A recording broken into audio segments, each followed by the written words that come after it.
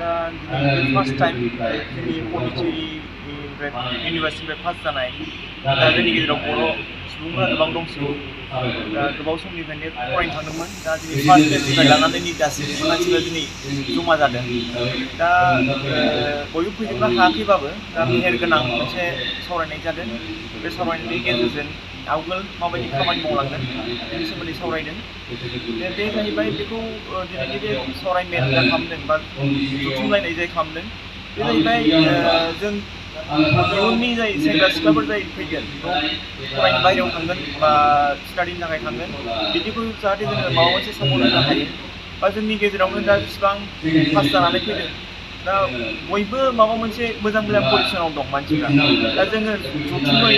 समाजनि थाखाय बा जोंनि सुबुंफोरनि थाखाय दा मा खालामनो हायो बेनि सोमोन्दै जों बे दिनैनि मेलखौ लानाय जादों। इयुनाव माबायदिबा साबसिन जालांगोन बायदि सानो? दा मोनसे कमिटि दानानै होदों डिस्ट्रिक्ट वाइज मोनब्रै डिस्ट्रिक्टनि क'क्राझार चिरां उदालगुरि बाक्सा मोनब्रै डिस्ट्रिक्टनि कमिटि दानानै होदों दा बे कमिटिनि गेजेरजों जोंनि जेसेबां एलुमिनि फरायनानै फैनाय दङ बिसोरनि नामखौ ज' खालामनानै खामानिखौ आवगायलांनो सानदों। दाथ' जा गोबां स्टुडेन्टसफोरा सफैनो हायाखै बिसोरनिसिम माबा मोनसे मेसेज सफैनो हायाखै गोबाङानो सफैनो हायाखै दा आं मिथिनाय बायदिब्ला दा जोंना 400 दं 400 पन्डिचेरि इउनिभार्सिटिनिफ्राय पास जानानै फैनाय बर' फरायसाफोर दङ दा बिसोरो गोबाङानो एंगेज जाजोब्बायथ' दा ओंखायनो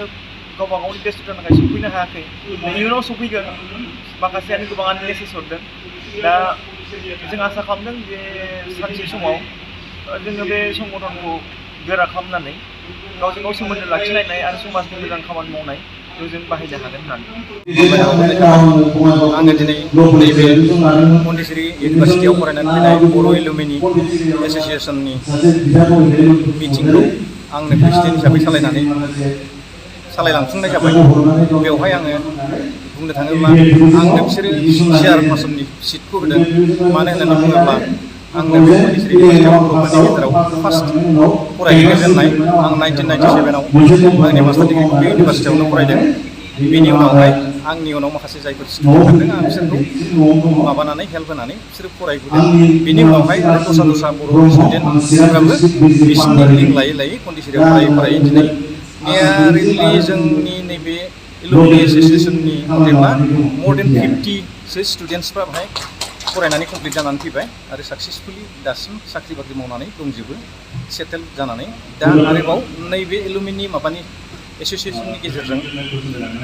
ससाइटिया ओरैबायदि खालामनो नागिरदों जाहाथे बाहेरायाव थांनानै बा पन्डिचेरि बायदि इउनिभार्सिटियाव थांनानै जोंनि यां जेनेरेसना एडमिसन लाहैनो हानायनि थाखाय माखासे गाइडेन्स होनाय मानाय बेफोरखौ सिन्था खालामदों। बेफोर माबाखौ लानानैनो बे एलुमिनि मिटखौ खालामनाय जादों बर' एलुमिनि मिटखौ खालामनाय जादों। इयुनाव खुंबावनायनि माबा मोनसे माबा लादों नामा? इयुनाव खुंबावनायनि मानि दिनैथ' माखासे मानसिफ्रा गावबा गाव प्रब्लेमनि थाखाय सफैजोबाखसै बेवहाय नेक्स्टआव आरो माबानाय जादों। दिनै उदालगुरिफोरनिफ्राय क'क्राझाराव जुदि एटेन्ड जाफैनो हादोंबा बाक्सा चिरांनिफ्राय क'क्राझाराव एटेन्ड जानो हादोंबा नेक्स्ट बाराव उदालगुरि माबायावहाय मोनसे आरो बेबायदि मिटिं खुंबावनो नागिरदों। जायफोर दिनै फैनो हायाखै जायफोर अफिसनि गावबा गावनि खामानिखौ डिउटिखौ गारनानै फैनो हायाखै बिसोरखौबो बै समावहाय मोजाङै लिंहरनानै मोजां माबा खालामलायनो गेट टुगेदार खालामलायनो थांखि लानाय जादों।